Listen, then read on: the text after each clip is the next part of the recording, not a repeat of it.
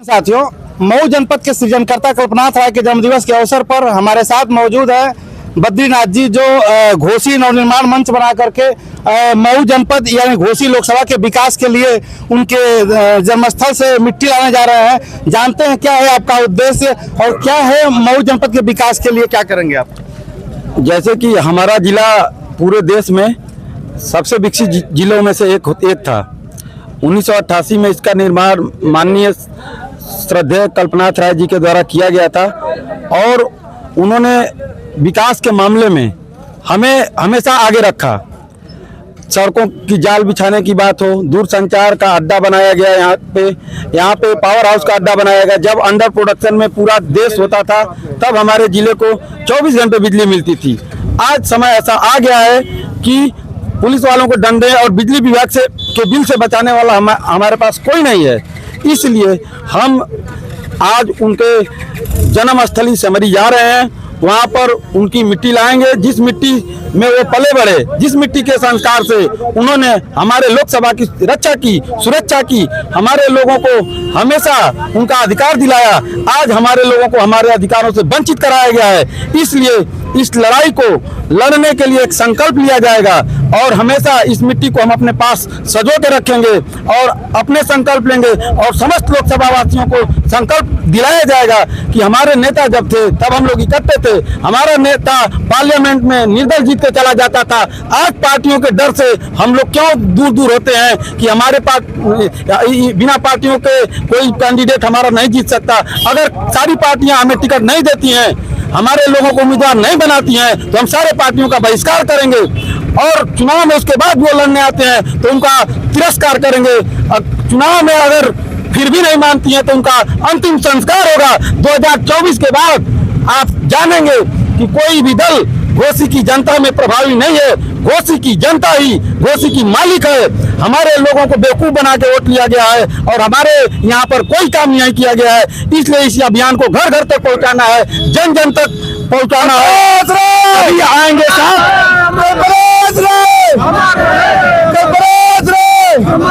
क्या ये माना जाए कि बद्रीनाथ जी 2024 लोकसभा चुनाव की तैयारी कर रहे हैं?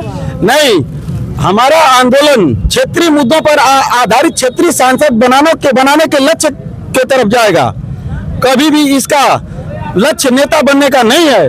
हमारे यहाँ नेतृत्व की हत्या की गई है, राजनीतिक नसबंदी की गई हमारे लोगों के।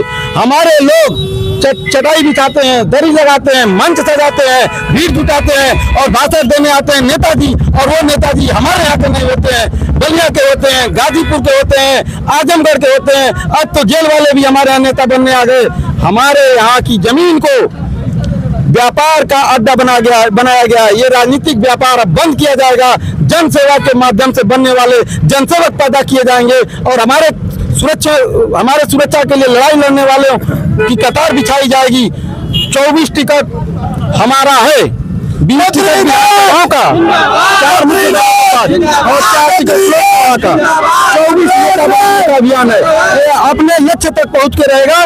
इसका लक्ष्य यही है कि यहाँ नेता बने और बाहरी लोगों का यहाँ से पलायन किया जाए। यानी बद्रीनाथ ये चाहते हैं कि घोसी लोकसभा में या मऊ के चारों विधानसभाओं में स्थानीय नेतृत्व हो, बाहरी नेताओं को भगाया जाएगा। बिल्कुल, क्योंकि यहाँ पे 25 करोड़ जो सांसद निधि आती है वो 5 सांसदों ने बर्बाद कर दिया। 125 करोड़ रुपया अगर हमारा रहा होता तो आज हमारे यहाँ एक फैक्ट्री लग गई होती, आज हमारे यहाँ यूनिवर्सिटी बन गई होती, आज हमारे यहाँ इंजीनियरिंग कॉलेज खुल गया होता। हमारे लोगों को किराएदार बनकर नोएडा, गाजियाबाद, मेरठ नहीं जाना पड़ता। ऐसे राजनीतिक साजिश के तहत सभी दलों ने अपने इलाकों का विकास किया, अपने नेताओं को जिताया। हमने उनके द्वारा दिए गए व्यापारियों को जिताया। इसलिए आज हम इसका परिणाम भुगत रहे हैं। जैसे अंग्रेजों ने हमारे यहाँ व्यापार किया था, वैसे आज के राजनीतिक दल घोसी लोकसभा के साथ व्यापार कर रहे हैं। जो ज्यादा पैसा देता है उसको टिकट दे देते हैं और वो टिकट की तो अब बोली लग रही है। आज इनका टिकट मधुबन विधान से हुआ, कल किसी और का हो गया, वो दूसरे दल से आए। इस तरीके का राजनीतिक पतन, राजनीतिक नैतिकता का श्रेय हुआ, राजनीतिक नैतिकता को सफाया किया गया है। राजनीतिक नैतिकता और शुचिता की राजनीति को जीवित करके एक बार फिर से घोसी लोकसभा का नवनिर्माण किया जाएगा और विकास की बुलंदियों पर ऊंचाई की तरफ ले जाया जाएगा। क्या बद्रीनाथ जी 2024 लोकसभा चुनाव में दावेदारी पेश करेंगे? अभी सेम सवाल को आप रिपीट कर रहे हैं, मेरा वही जवाब फिर से होगा। हमारा अभियान नेता बनाना आप अभियान है। शहीदी धरती मधुबन से बिलोंग करते हैं और मधुबन का विकास भी रुका हुआ है। वहाँ के विधानसभा का जो विधायक है उनका 1,97,00,000 रुपए वापस चला गया। इस बारे में आपकी क्या प्रतिक्रिया है? बिल्कुल, हमारे यहाँ ना ही तो पक्ष है ना ही तो विपक्ष है, सभी बाहरी हैं।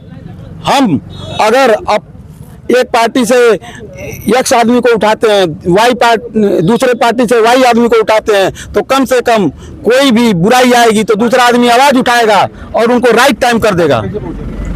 आपके जो विचार है वो जनता तक कैसे पहुंचेगी? हाँ, विचार से ही क्रांति आती है और ये समय क्रांति का है, ये समय बदलाव का है।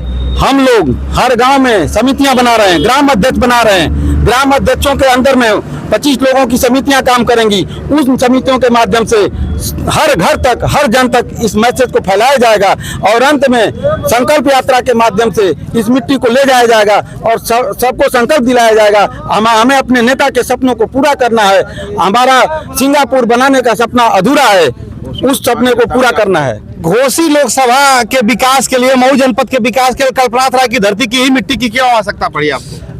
यह मिट्टी ये ऐतिहासिक सरजमी की मिट्टी होगी जो पार्लियामेंट में हमारे लिए लड़ाई लड़ते थे, विपक्ष में बैठ के भी यहाँ पे विकास परियोजनाओं की गंगा बहाते थे।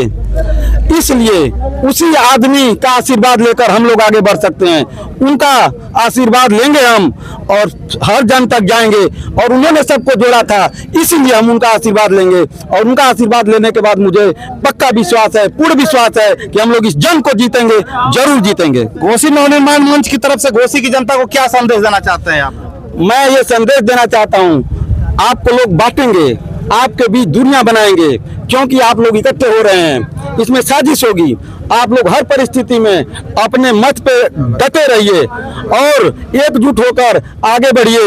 ये जीत आपकी होगी, ये जीत आपके भविष्य की होगी, ये जीत आपके नई पीढ़ी की होगी। हमें पीछे धकेला गया है, हमें आगे बढ़ाने के लिए एकजुट होना पड़ेगा। हिंदू, मुसलमान, यादव, ब्राह्मण, हरिजन, बाबू साहब, बाबा जी, भूमिहार साहब, सब लोग इकट्ठे रहते थे और हमारा सांसद जीत का पार्लियामेंट में हमारी आवाज बुलंद करता था।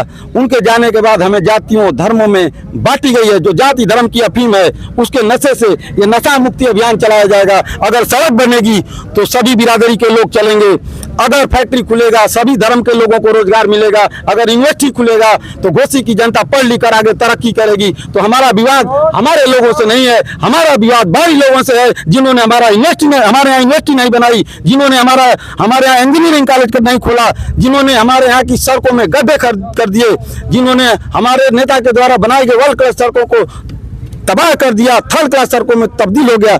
उन लोगों से मुकाबला करना है, इसलिए फिर से एक बार हमें एकजुट होना पड़ेगा और अपने अधिकार के लिए एकजुट होना पड़ेगा और इनसे लड़ना पड़ेगा। चारों राजनीतिक पार्टियों ने जनता को जातिवाद में बांट दिया, क्या घोसी नवनिर्माण मंच जनता को जातिवाद से दूर कर पाएगा?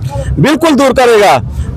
आपको बता दूं, मैं जब गांधी जी लड़ाई लड़ रहे थे अंग्रेजों से, तो छोटी छोटी टुकड़ियां बनाकर जब लोग जाते थे तो हमारे लोग हार जाते थे। तो गांधी जी ने बड़ा लंबा सफर तय किया, 20-30 साल लगातार आंदोलन करते रहे, जेल यात्रा के बाद आंदोलन, एक विराम फिर आरंभ।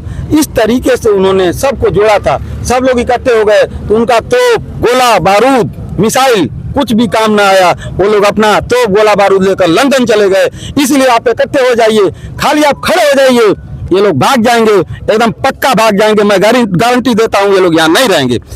एक